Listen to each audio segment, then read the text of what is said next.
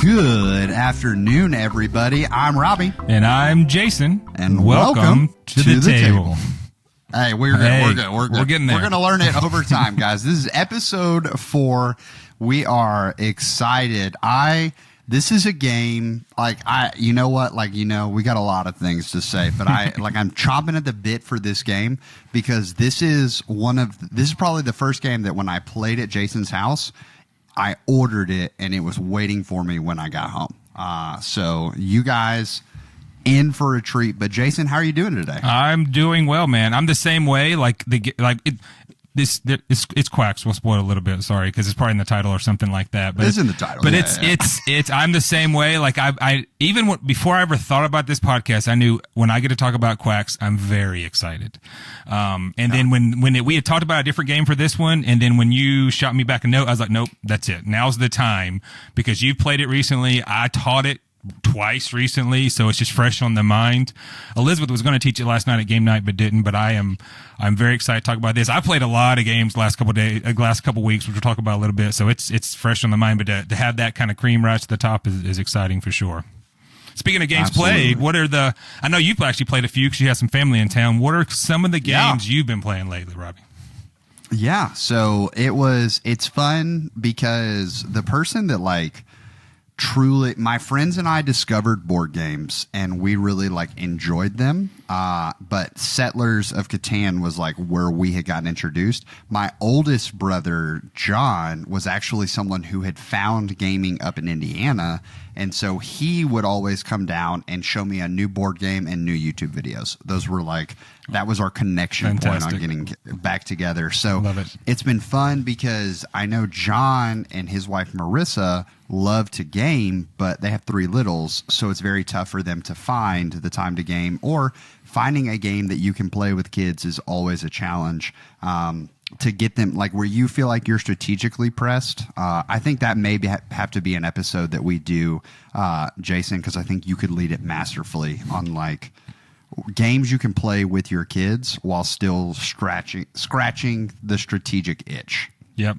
Oh, definitely, for sure. I'm taking a note down now because that'll be one of a thematic episode eventually. But that's a good one because we have lots of experience. I've already, even though Hunter and Trevor have a few years ago, as do you guys when the kids come along. But there are ones out there that you can slowly kind of get them into the mood for it. But it's tough when they're really young because they're not quite there yet. Yeah. So while my brother was in town, he has 3 kids, and the oldest one of them is 7. And so lots of time, he walked into our house, and he hasn't been in our house in years. But he walked into our house, saw the board game collection, and his eyes immediately, he's in a Pokemon phase. So his eyes immediately went to an older game, out of production, Pokemon Master Trainer. You have these pogs and you're traveling around, and it is 100% dice rolling and card luck. It is very Sorry-esque, is what I would relate it to, with a Pokemon theme. So you're traveling around the board. You have these Pokemon that you come across, and you have to roll the die. And if you roll a certain number, you catch them. So there is this super fun aspect to it. And then you move around the board. You get to fight the Elite Four. And it all culminates in this big fight. So for 7-year-old him, it was wow. He is so pumped every time he rolls the dice and he catches a Pokemon. I mean, he's jumping and screaming, and it's super, super fun. So that was a lot of fun. And then we played a game called Trash Panda, which on the disc golf side of things in our life, I have a friend who started a company named Trash Panda. So I actually have sent him this game, but I never played it before. And I got the chance to play it. And it actually, Jason, so fun. Okay. Very much a press your luck type vibe, which kind of fits in with today's episode. Yep, definitely. But you're pressing your luck with these tokens, or it's either tokens or die. I can't remember. Yeah, there's a die that you roll and it has different faces on it, and you gain these actions. But after you finish, you can stop at any time and just trust the amount of actions you have, or you can keep rolling the dice. But if you ever repeat, then your turn is just over. Yeah. Kind of a deal. Yeah. So you're moving through and you're trying to basically forage through trash to gather points, but it's all secret points and whatnot. Right. It's super fun. And from a kid's perspective, it was fascinating watching my 7-year-old nephew manage risk. Like I'm going to be in it, I'm out of it. So, and it's honestly a pretty affordable game. I know when I had mentioned it, Jason, you said like you've seen it at like Target and things like that. Super affordable, very easy. Definitely one that I will be purchasing to add to the collection because, yeah, just really, really fun. But you had a much bigger gaming experience. You were a true game master on a trip you were on recently. Yeah, for sure. So we went and I work at a disc golf company. We went and vended at a really big disc golf tournament down in South Carolina. And because we had so many people there, we decided to play some. We did a post about this as well. If you follow us on IG, that's Instagram for the cool people. Bards of the board. And so I did a post about this, but 3 of our 5 nights there, we played multiple games every single night. And so one of them was Quacks that we're going to talk about here. One of them was Sagrada. That was a big hit. It's another game that every time we show it, it's a big hit. People love it. We talked about a little bit the very first episode or second episode. You kind of talked about games you've been playing lately. There's a good chance it may be a primary episode one day because it's such a good game. And then we talked about then we played a couple other games we're going to talk about for me tonight. One was Scout. And I think I kind of mentioned Scout before. Scout could be an Uno game, and I wouldn't have played it. Going back to the first discussion of that Uno Flip or Uno something like that you told me about is similar to Scout. And I made that confession that anything's called Uno, I wouldn't play it. Well, you could do Scout and call it Uno, and it would be, and I wouldn't play it, but the game would still be just as good as it is now. So in Scout, in general, you're doing set collection. You're trying to make a better set than what's out in front of you, and you're playing against everybody else. It goes up to a 5-player game. And that the unique thing about Scout, which is what I love, I've never played a game like this, though there's other ones out there. You're dealt the base number of players, you're dealt a certain number of cards, and you can never rearrange or shuffle your cards. You know, most card games, you put them all together, the cards you want to do. Well, once you have that set of cards, that's it. You can never rearrange the existing set. Now, there's mechanisms by which you can take cards from the board and place them in your hand as well to eventually create those sets or runs. Or the other cool thing about this game that I love is that the cards are numbered up on top and bottom. So there's one number on top that could be 1, and there's a number on the bottom that could be 7. The numbers are never together, they're just randomized.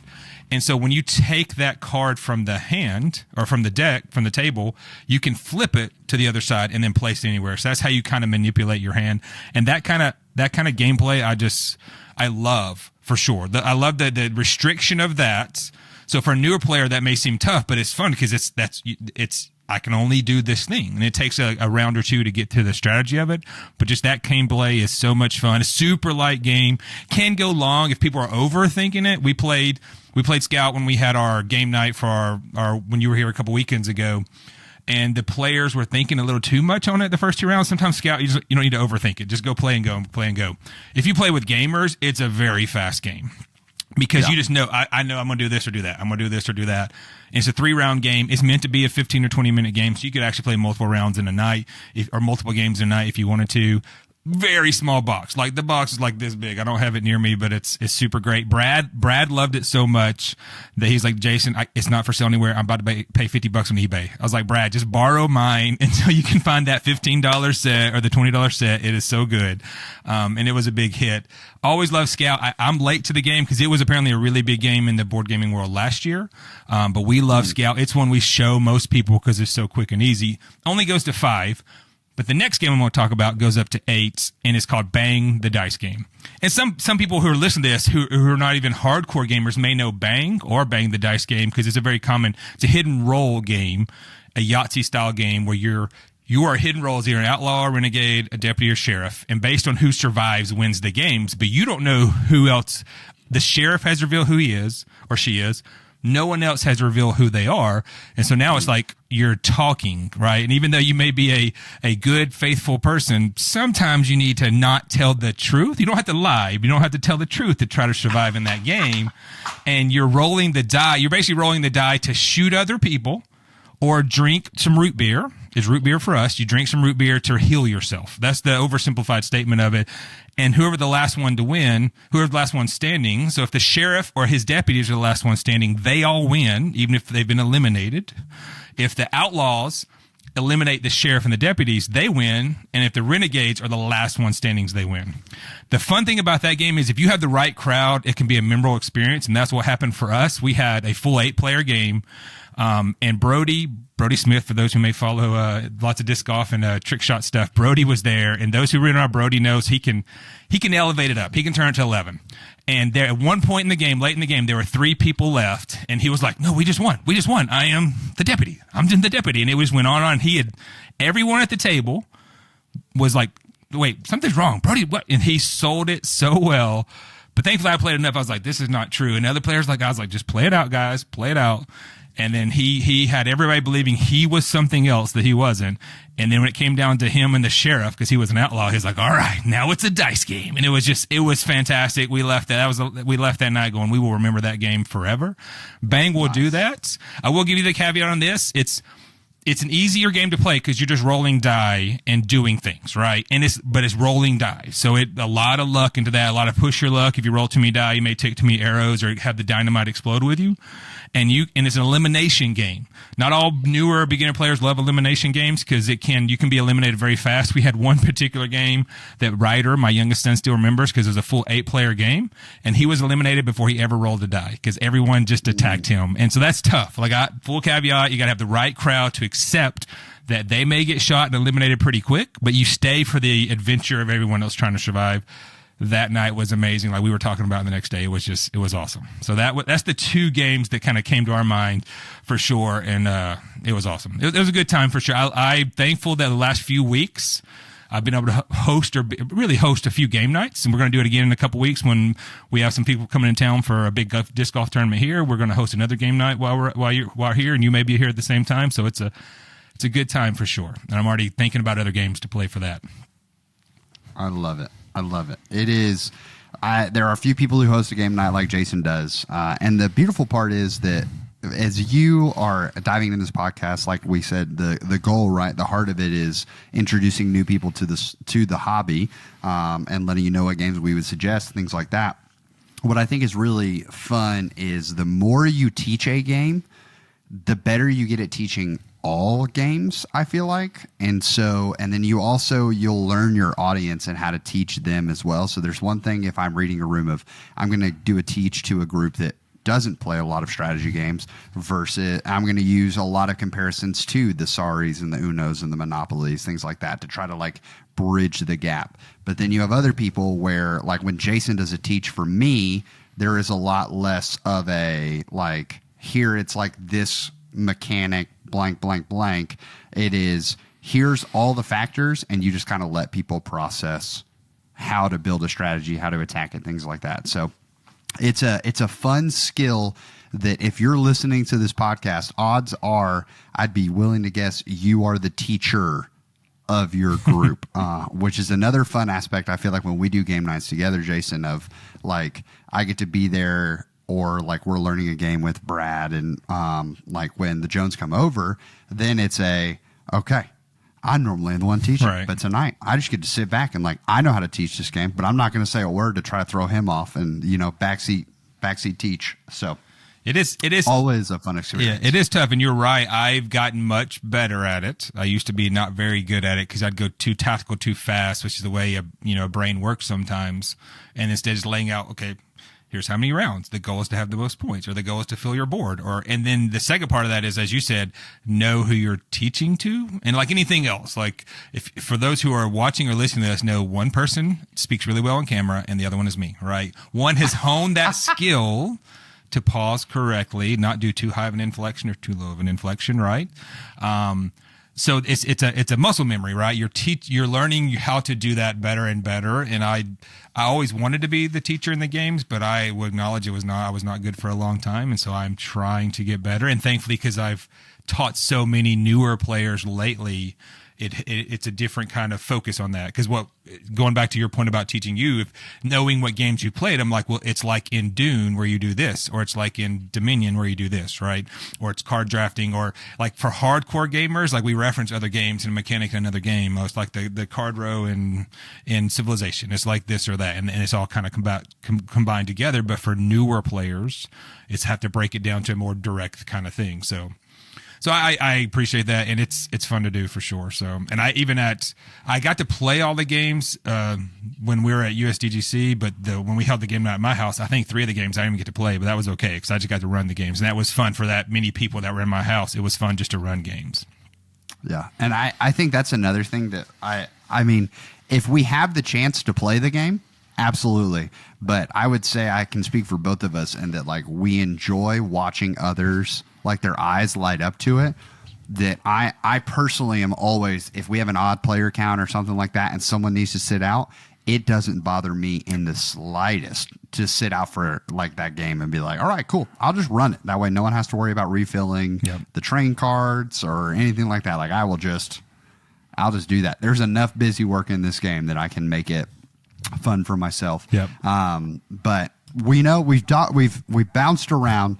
We want to dive into the meat here, and that is Quacks of Quedlinburg. Remember, the goal of each episode is that we are trying to find games that we think will work for you.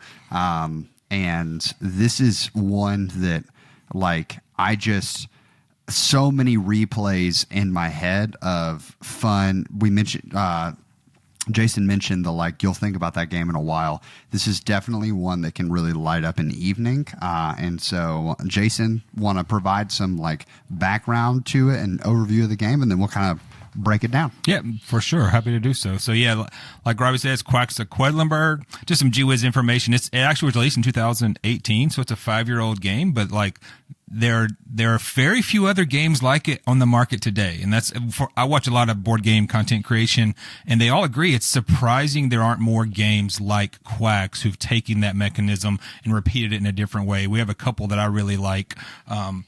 What's it called? Wonderland's War and Orleans do it, but not too many that do that as well. So a 5-year-old game, designed by a designer called Wolfgang Warsch, who's actually known for roll and write and flip and write games, published by North Star Games.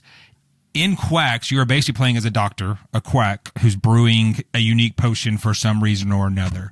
It's a 9-round game, and to go back to how you teach a game, the goal of the game is to have the most points. After 9 rounds, whoever has the most points wins the game.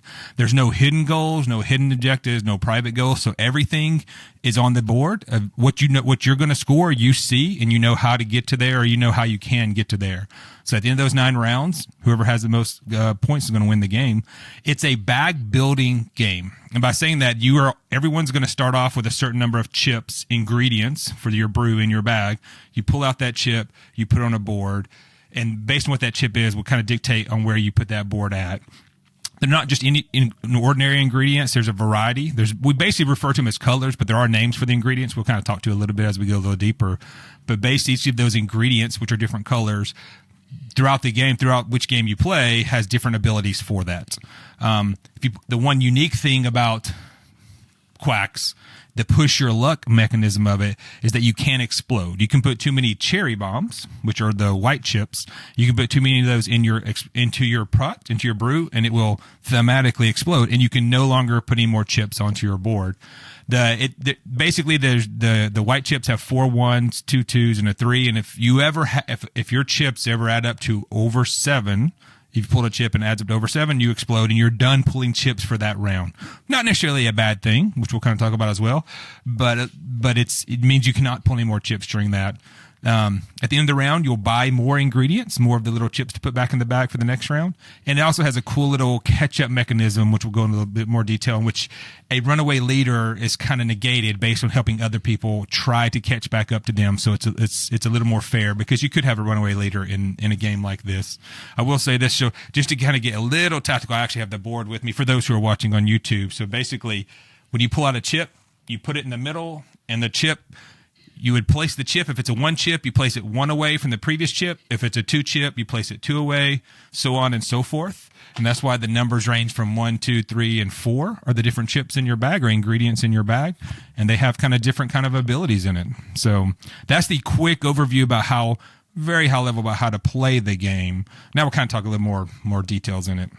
I will start off by saying I love the uniqueness. I kind of mentioned already the bag building mechanism, in which it's push your luck. You're getting to choose as the game goes. You're getting to choose those ingredients that do more cool stuff based on getting to buy those. But in the end, it's pure chance coming out. I'm not. I think I used to not be a push your luck kind of person, because roll your die is almost push your luck. Roll your die is chance as well, but this is a different kind of chance, and I like that I'm giving have a little more agency over what goes in that bag to pull out. So I love that mechanism of the game. The bag building aspect of it, I think is fantastic. Yeah, and it's something that I know we've talked about in games before is I know especially for the Collins household, they're not a big fan of the mess with other people mechanic. Like, it's not they don't gotcha games, I think the term is what you use, right? Got ya. Yeah. Like take that vibe. Yeah, take that. There it is. So what's really fun about Quacks is that it does feel very single player solitaire-esque. Like, everyone has access to buying the same ingredients, but you're pressing your luck all at the same time. So there is actually, I say there is no downtime, but the only downtime that could happen is if you're really fast or you are really unlucky. Right. Those are the two circumstances. So what's going to happen is when you start the round, you're going to be like, all right, here we go. You're going to turn over like a little witch card that has like it either has a benefit. It always has a benefit. It just kind of determines how big of a benefit to each player.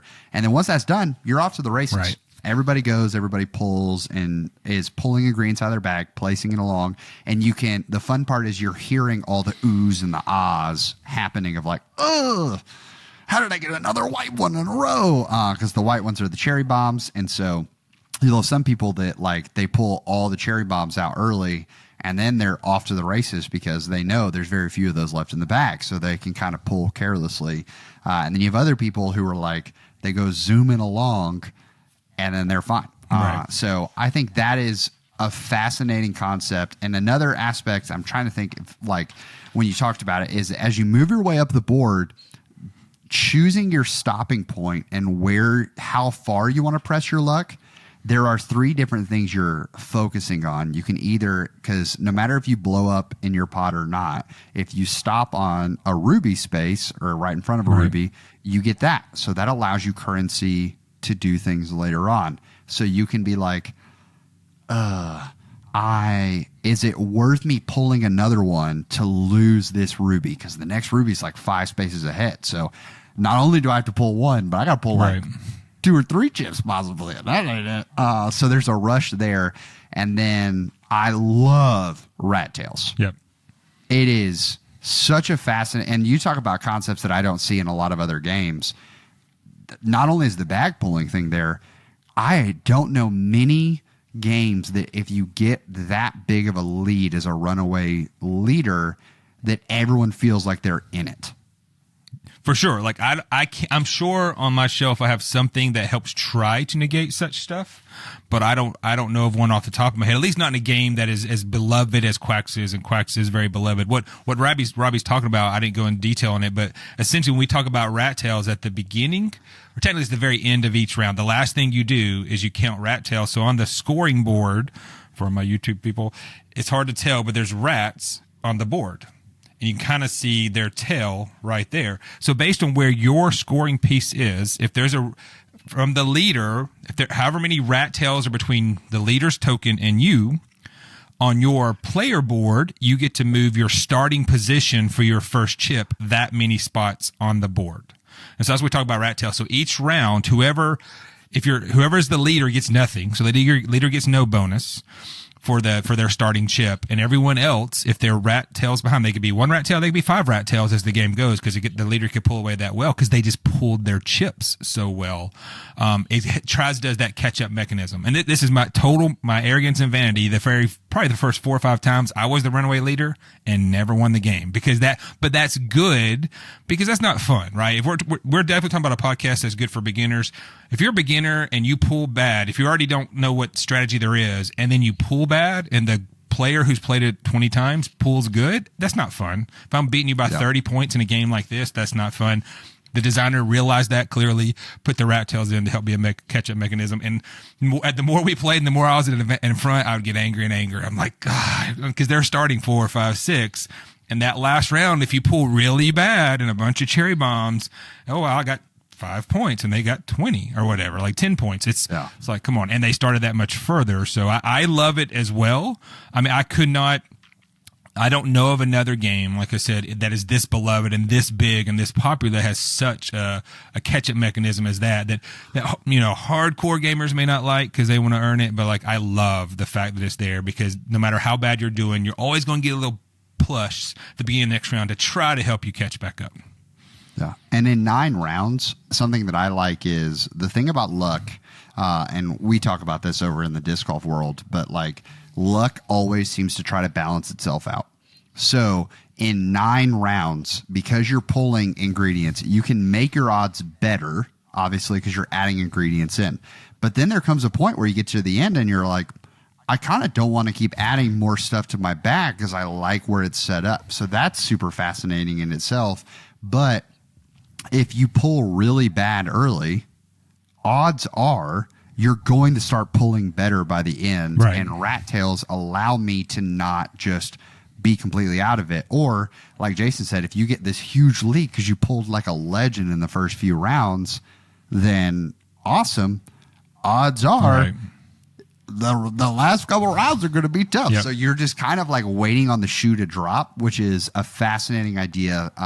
So I mentioned playing with like my nephew whenever they were in nap times or if they were like asleep early and whatnot. We ended up playing this a couple of times as well with my brother and introducing him to it. And at one point, Jason, I was 9 rat tails ahead of John, and I was 12 rat tails ahead of Lindsay. Yep. Like I believe it. cooking them up because they both busted the first 3 rounds. And so I'm taking off on this lead, and I only ended up winning that game by like 5 points.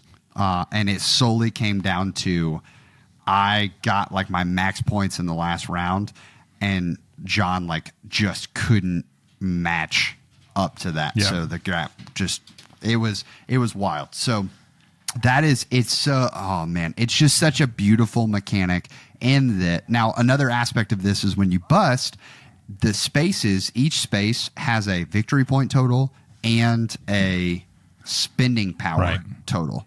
And that is so curious because if you bust, most times in a game, if you bust, I feel like you're kind of just sitting out. Yep.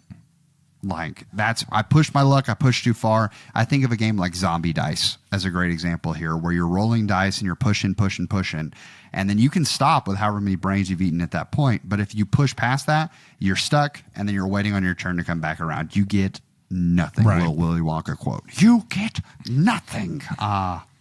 So the beauty of the blow up mechanic is that you get to choose either way. And it's fun to me how that kind of shifts throughout the game. It's so interesting too. The very first few times I played it, I refused to blow up. Like I would never put. That's boring, by the way. Let's be clear. That's boring. When you played enough, it's like, all right, let's have some fun and push it. But probably the first 4, 5, or 6 times I played, I'm like, I'm not going to explode because I don't want to explode. But really, like to talk strategy, just to do the open discussion, like it's early in the game. It's fascinating to make that you can do both. But early in the game, it doesn't really hurt that much. Like you're losing because of the rat tails.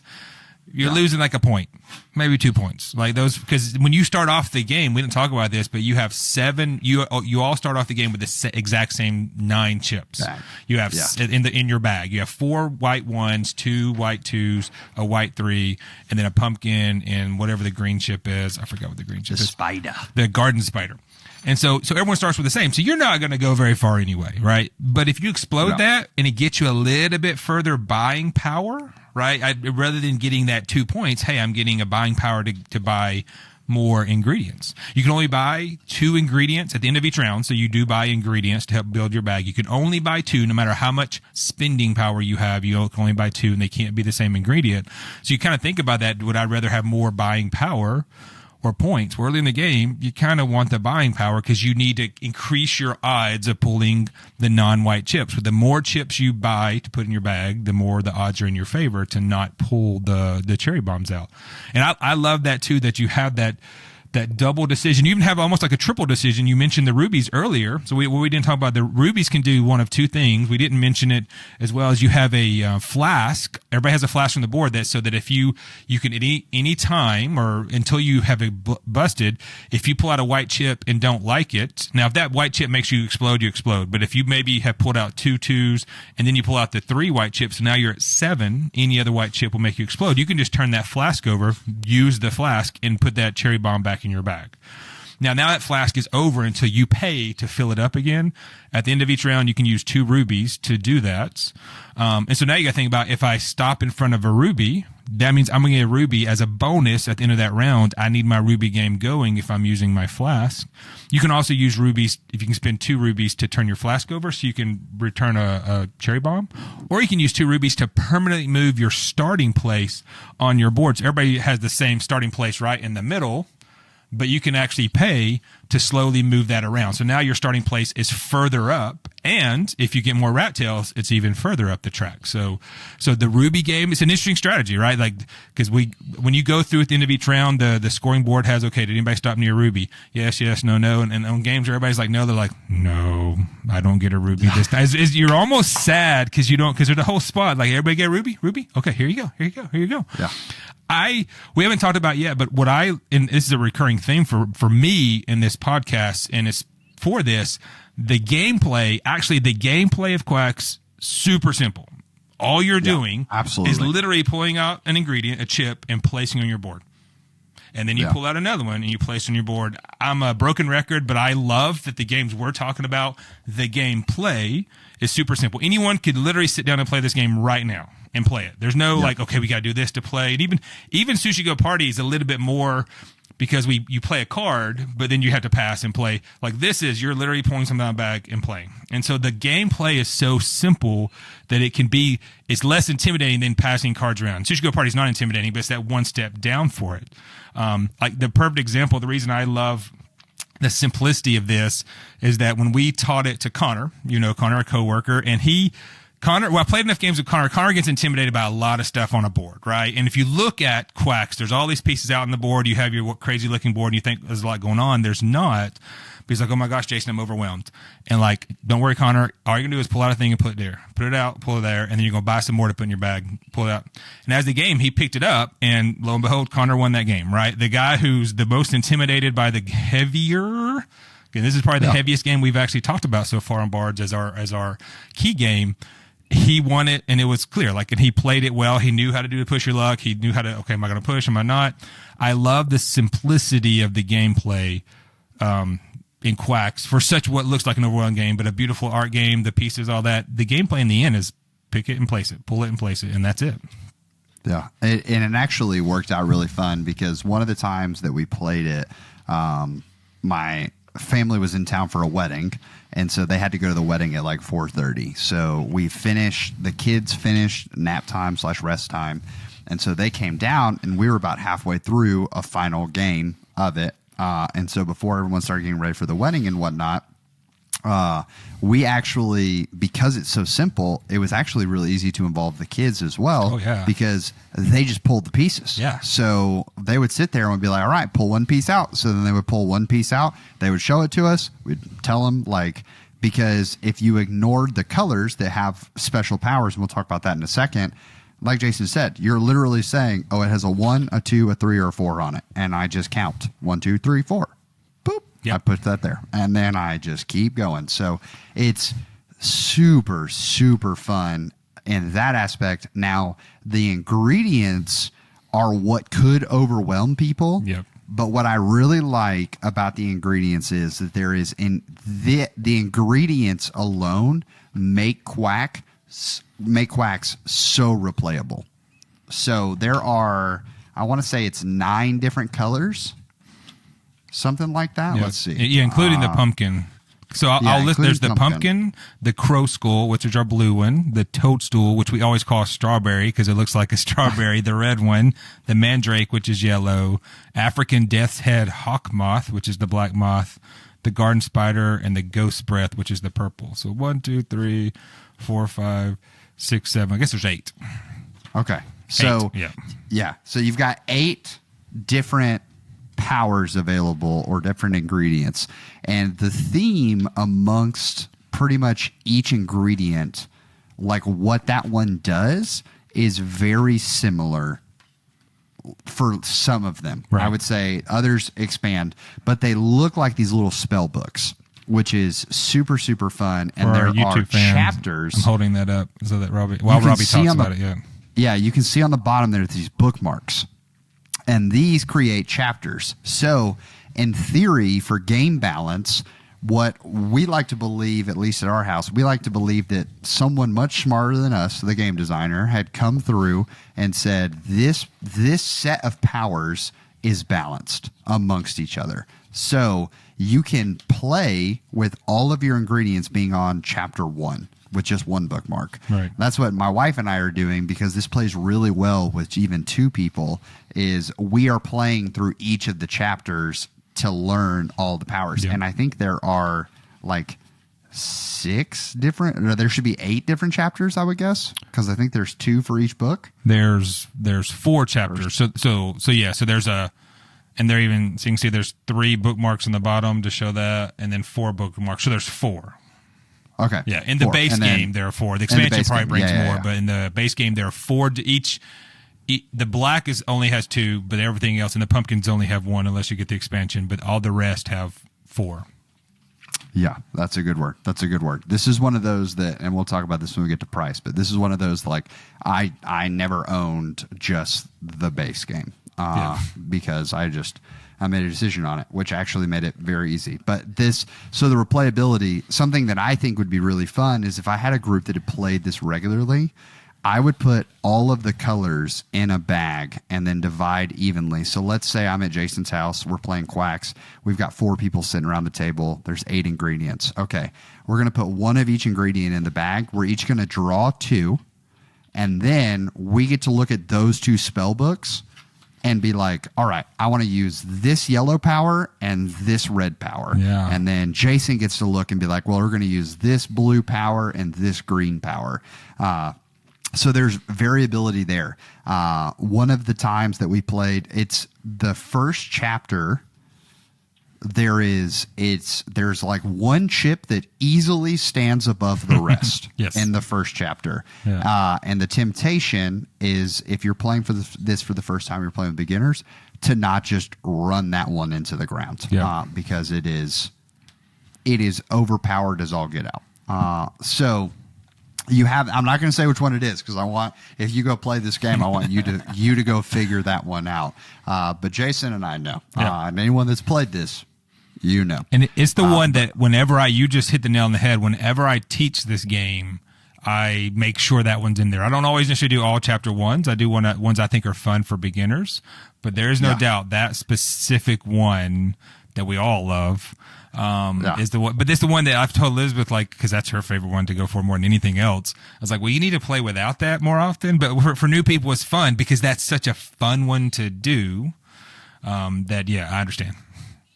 Yeah. So there is so much replayability to that. And then there's moments where you're pressing your luck, but you can at any time pull your bag, like pull all the ingredients out of your bag and be like, okay, I have 4 whites left and a blue. So odds are, and I can't draw any more whites or I bust. Odds are I probably need to stop here. But if I grab that blue one, then I can keep pushing. So there is a super fun aspect to it of that. It's really hard for me to come up with a negative, but in prep for this, I did think of one, Jason. Okay, well, you go first, and then I'll see what yours is, and I'll tell you, because I have one as well, but I want to hear yours for sure. Okay, so this is a game. It's very solitaire driven. Now, the last round, what's unique about the last round of this game, and this kind of helps if I have one angst with this game, the last round helps solve this. So in all the first 8 rounds, everyone's just doing their own thing. But on the last round, you all pull at the same time. And then you open your hand and you reveal what you have. The reason for this is that it does happen. There is a prize given out each round to whoever advances the furthest in the pot without busting. They get to roll a dice and get rewards, things like that. So there are moments where I don't want to push my luck, but I look and I'm like, Jason's only a little bit ahead of me. If I push and I get it, I can be the one to roll that dice. So there's this trade-off while the game's going on, but in the last round, everybody reveals at the same time. But what this game does is you got to be careful who you play this with, because my wife openly admitted to me that she cheated like crazy the second time we ever played this game. And here's how this game can play off, because everyone's in their own world. And if I have a drawback to this, it may be more of a, I got to play with better people and more honest folks, not my wife. When you pull out your chips and whatnot, if you're very sneaky, you could have all the ingredients in your hand and then just do a nice little, like, I'm going to put my thumb on this one. Here, let me push it in the bag. Oh, look, I grabbed exactly what I needed to grab, because that's what she was doing, dog. And gosh. I was like, what?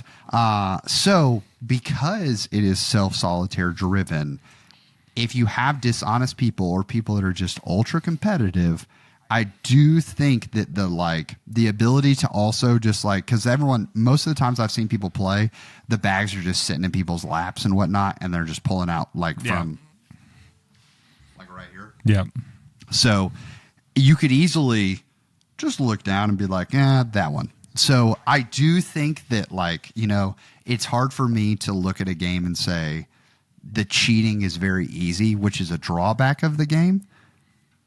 But I do think the cheating is very easy in this game, which makes it a drawback for me. For sure. For starters, Lindsay, we haven't played a game together, but now I know I'm going to have to keep my eyes. You blame your husband. Yeah, well, Elizabeth cheats too, remember? Well, you're right. Well, Elizabeth cheats. You're right. Hey, apparently our wives like to cheat. But Elizabeth didn't knowingly cheat. Or maybe she did. Right, maybe she did and just played the sweet Elizabeth card and said, well, I didn't realize I was doing that twice. I just been tracking the points wrong. What? We love you, Elizabeth. Yeah, for sure. And Lindsay. I agree with that. Any single player solitaire is tough. And I'm going to quote Tom Vassell. Tom Vassell was like, well, people said they could cheat. Well, don't play with those people then, right? And I don't mean that in a bad way towards Lindsay, right? But that's it's 100% the downside about games that are single player solitaire. I'm okay with single player solitaire, but if you're playing with somebody who always routinely intentionally tries to cheat, it's going to catch up with them eventually. But that is a downside of it for sure for those kind of games. And people may unknowingly do it wrong for the good or the bad. Like even with Connor, because he was sitting to my left more than once. Connor, that was a 2. So you actually should have been one further. He still won the game. Like, cause we didn't change it after the end of the round. We're like, well, sorry, you actually were one further. So you could have got that gem, but you didn't or whatever, so you can unknowingly, and that's what Elizabeth did when we played whatever it was we were playing when that happened. You can unknowingly do that wrong as well. And then realize it way too late. My negative, and it's a tough negative, and it's the one that I talk to everybody about when it comes to it, but it's more based on the fact that I have upgraded my game. So for those when you buy the base game, those chips, the pieces in the bag are cardboard pieces, little bitty cardboard chips. If you played board games, it's like a little bitty cardboard piece, right? And over time, like if you play this game a lot, it's going to get worn out. The natural oils and sweats of your hand are going to mess with that. You're going to get pieces that get warped a little. So now if that's a good one, you now know, that's the warped one. I can bring it out. So that's a small downside. So I actually upgraded mine. You can kind of hear the chips to these little, they're basically little plastic chips, and so the downside is they cost as much as the game. Like I totally transparent. They're like $40 on Board Game Geek. I think there's cheaper ones on Etsy, but these are the Board Game Geeks, like authorized one for Quacks of Quedlinburg. When I did that, it changed everything, because in the bag, the tactile nature of messing with those things is it raises it a little bit. For a hardcore gamer like me, it's that extra little bit. And I remember one of our mutual friend, another coworker, Nathan, he had bought Quacks after just hearing us talk about it in general. And I remember in Discord, he's like, who told me about these cardboard pieces? Oh my, because he didn't realize the cardboard pieces were that way. It's not a downside, but once you've played with these solid plastic pieces, it's hard to go back for sure. And they are as much as the game. I was talking to Hunter today, because his brother, who is his gaming friend, who kind of brought him up into gaming, his brother saw that he played Quacks when I posted it on Instagram, and Jimmy's like, I want to play that game. I was like, absolutely. Like, if you're going to buy it though, Hunter, like 100%, spend the $40 and buy the upgraded pieces. It's just, now that you've played it with my version, that's the only thing I've upgraded on it. The upgraded pieces are amazing and they're worth it. And it's probably the only game that I 100% recommend. Just buy 2 games. Buy the game for $40. We looked it up earlier, still $39.99 on Amazon, which is a great game, great cost for this. And then go buy the bits as well for about $40 as well. If you're going to play this game a lot, you won't regret it because it's worth it. Speaking of I'll go and say this, speaking of the price, like I cannot, like the more we talked about this game, it's like there's so many little things that, for the bang for the buck, like we talked about Sushi Go Party last week being $20, right? The bang for the buck for that, the replayability, you said that, I didn't put it in our show notes, but I put it for later on to think about. The replayability of this, because of the 4 chapters of the game, you could go through, play all the chapter 1s, all the chapter 2s, all the chapter 3s, all the chapter 4s, and then as you figure the ones you like, do those. Figure the ones you don't like and play that game and figure out the strategy for that. There's so many little things. Rolling the die, like you mentioned it, but like to clarify for that, so whoever's the furthest on the track without exploding, whoever's the furthest in their pot without exploding, gets to roll a die for a little bonus. It may give you a pumpkin piece, which is a 3. It may give you a ruby. It may just give you 1 point or 2 point. That little thing is really nice.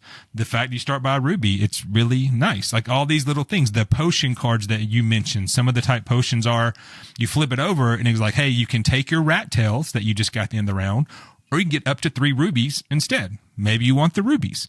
Hey, take any 1/4 or turn in any piece from your bag and take the next higher up one for free. That's one of those potion cards. So you turn those potion cards at the beginning of the round.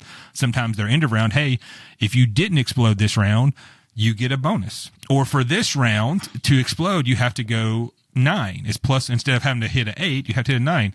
All these little bitty elements to the game that make it seem really confusing because there's this, that, and this. They're actually all meant to help you and make the game that more fun. And after you play it once, you kind of get them all.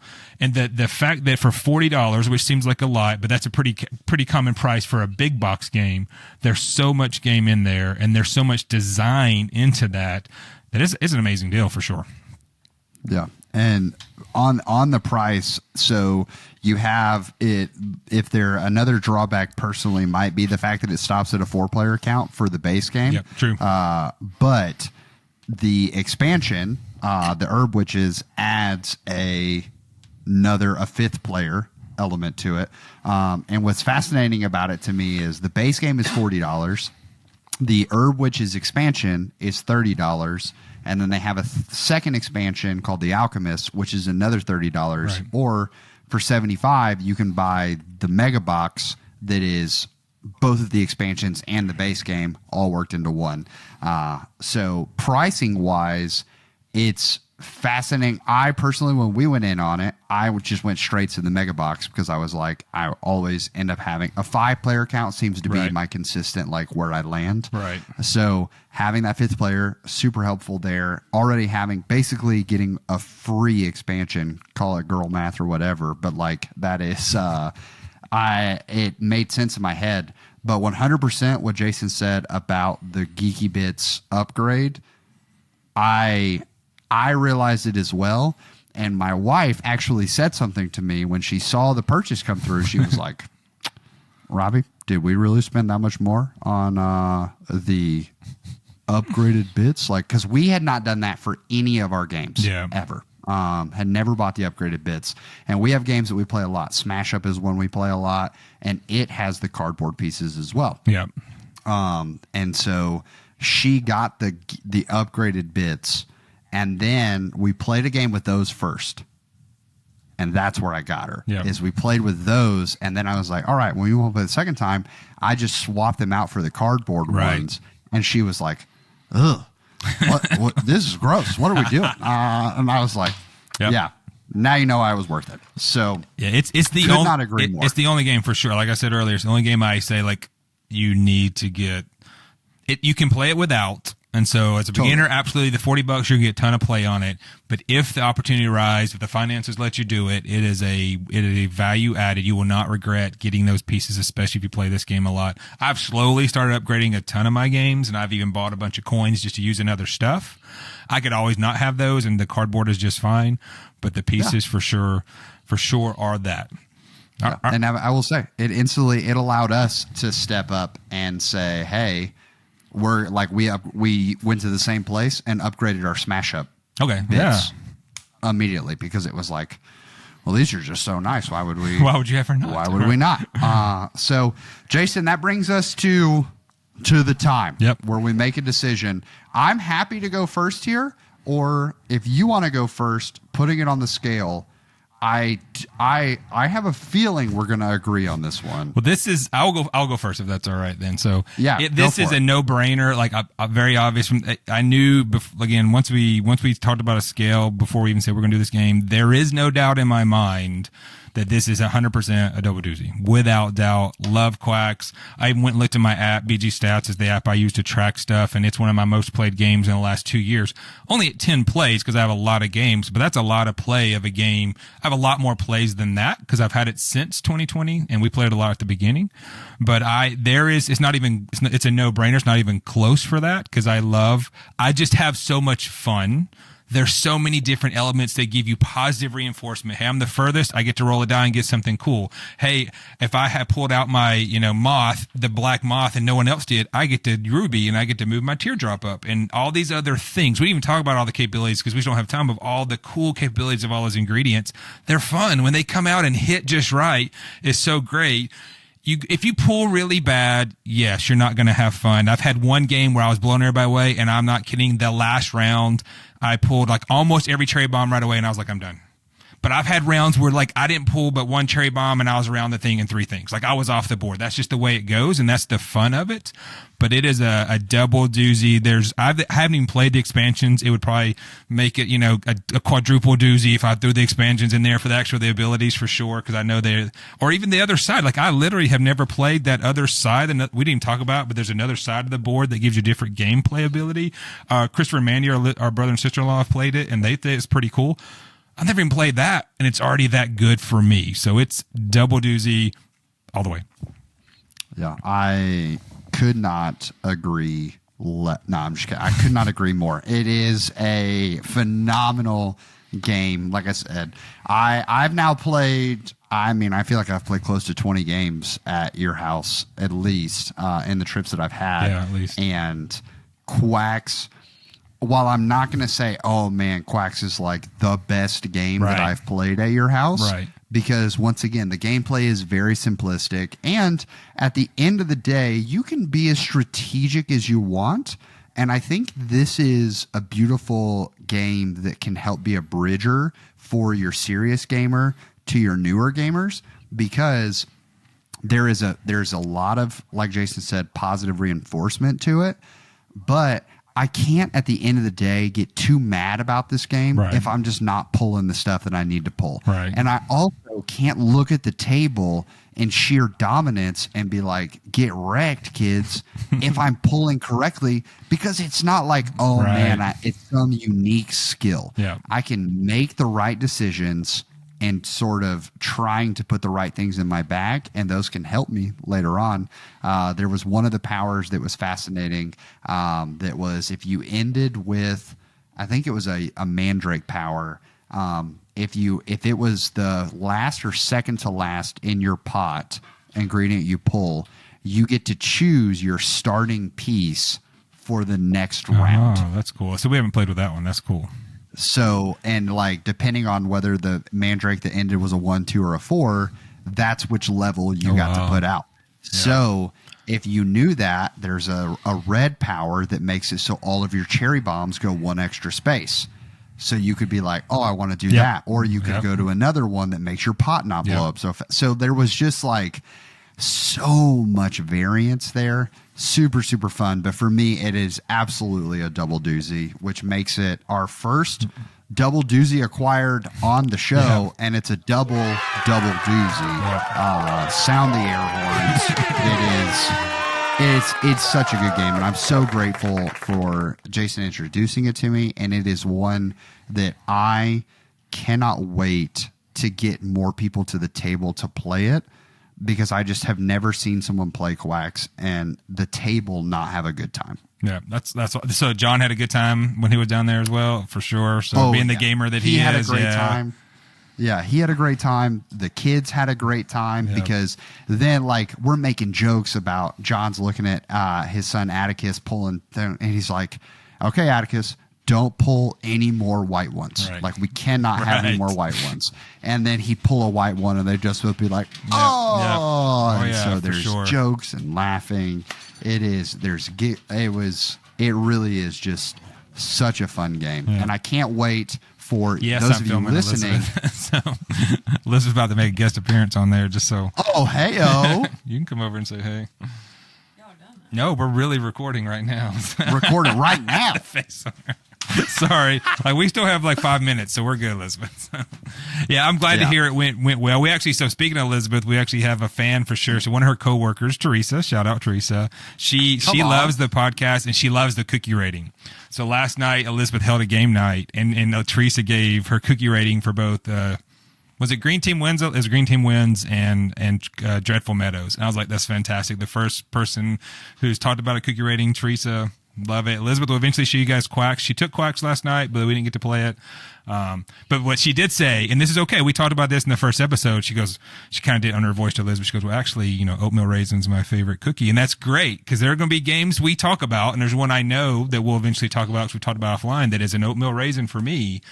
But people love oatmeal raisin cookies. Right. And that becomes their favorite game for sure. And so there's nothing wrong with that. But it was fantastic that she was rating the games last night as they played them. I was like, oh, I love it.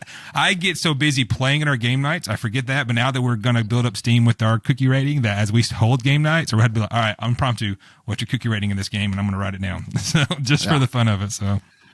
Dude, and I mean, that'll make it even more fun for when we bring in episode 2. Okay, we introduce this. Like, I know you've been playing Scout with some people a lot. Like, you've been playing a lot lately, so what are people rating it? So if you guys have already purchased or you've played one of the games that we've ever talked about, reviews are always so helpful for getting this podcast out in front of other people. And we also we really appreciate you commenting and interacting with even the YouTube videos because that just helps reach more people. Because once again, we're not doing this because we want to like quit our day jobs to become professional board game podcasters, but the opportunity to introduce more people to great games is definitely what we're looking for. So Jason, any final thoughts for our episode? No, thanks for hanging out and talking about it. Our next episode, we may be together, so we'll have to figure out that joint recording because it is 2 weeks. Like right now, based on our earlier discussion, you may be here during that time, so that'd be awesome. Our first co-located discussion, so that could be interesting. It could be our first interview. Maybe we have our first interview for it. Maybe we introduce somebody to a game while you're here and have them on here to talk about it or bring them in. We'll just see. So we have a good studio to go do it at, so that's a good thing. So yeah.